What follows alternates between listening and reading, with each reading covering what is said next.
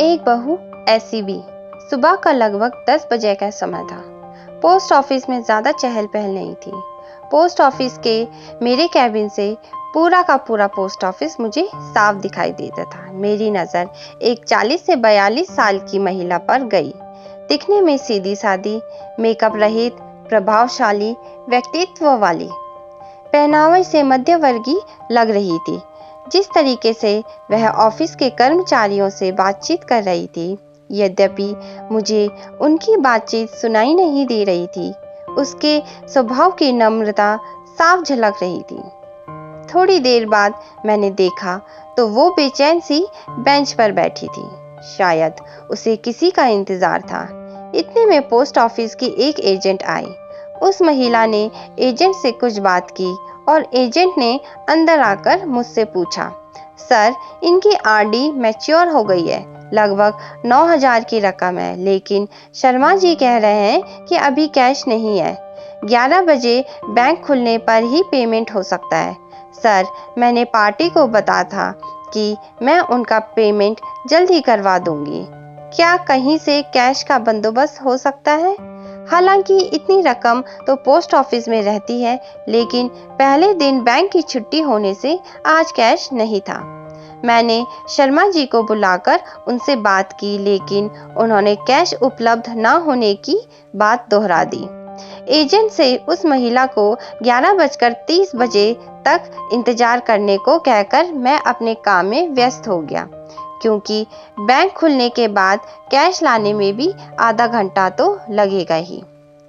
थोड़ी देर बाद मैंने देखा कि एजेंट तो जा चुकी है और वो महिला बड़ी बेसब्री से कैश लाने वाले लड़के का इंतजार कर रही है। 11:35 को वो महिला लगभग रुआसी होकर मेरे कैबिन में आकर कहने लगी, सर, मेरी बुजुर्ग सास जो कि 85 साल की है, उनके खाने का समय हो रहा है। मुझे उन्हें समय पर खाना खिलाना है। कैश आने में और कितना समय लगेगा? अब लड़का आता ही होगा। उसे देखकर सहज ही अनुमान लगाया जा सकता था कि उसके लिए एक एक मिनट कितना महत्वपूर्ण है। मैंने किसी बहू को सास को वक्त पर खाना खिलाने के लिए इतना व्यग्र होते पहली बार देखा था। मेरा काम करने में मन ही नहीं लग रहा था। पूरा ध्यान उस महिला पर ही केंद्रित था। उसकी बेचैनी मुझसे देखी नहीं जा रही थी। सच बताऊं, यदि उस वक्त मेरे पास पैसे होते तो मैं खुद उसे पैसे देकर वक्त पर रवाना कर देता। कैश आने पर मैं अपने पैसे ले लेता, लेकिन हाय रे किस्मत, मेरे पास भी इतने पैसे ना थे। मैंने उसे बुलाकर कहा, आप यहाँ पर हस्ताक्षर कर दीजिए ताकि कैश आने पर आपका उतना वक्त भी बचे। उसने हस्ताक्षर कर दिए और बेंच पर जाकर बैठ गई। 11:45 हो गए, लेकिन लड़का नहीं आया। अब उसका धैर्य जवाब देने लगा था। वो मेरे पास आकर कहने लगी, सर, मैं अब और इंतजार नहीं कर सकती। मेरा घर भी दूर है, खाना बनाने में भी वक्त लगेगा। मैं कल आकर कैश ले जाऊंगी। देखिए, आपने मेरे फॉर्म पर हस्ताक्षर कर दिए हैं, इसका मतलब है कि आपको कैश मिल गई है, अतः कैश तो आपको अभी ही ले जानी होगी। अब वो कुछ ज्यादा ही परेशान हो गई। 11:55 को वो फिर मेरे पास आई।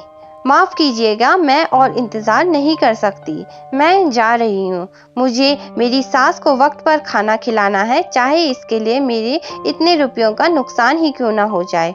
और वो सचमुच में चली गई। मैं और मेरा पूरा स्टाफ भौचक्का होकर उसे जाते हुए देखता रह गया। मेरी पोस्ट मास्टर की नौकरी में यह पहला केस था जिसमें ग्राहक को पैसे से ज्यादा अपनी सास को खाना खिलाने की पड़ी थी। एक मध्यवर्गीय बहू जिसके लिए 9,000 रुपये बहुत मायने रखते हैं, पूरे 12 महीने थोड़े थोड़े पैसे जमा कर उसने यह राशि जुटाई थी। इतनी सहजता से पैसे छोड़कर कैसे जा सकती है?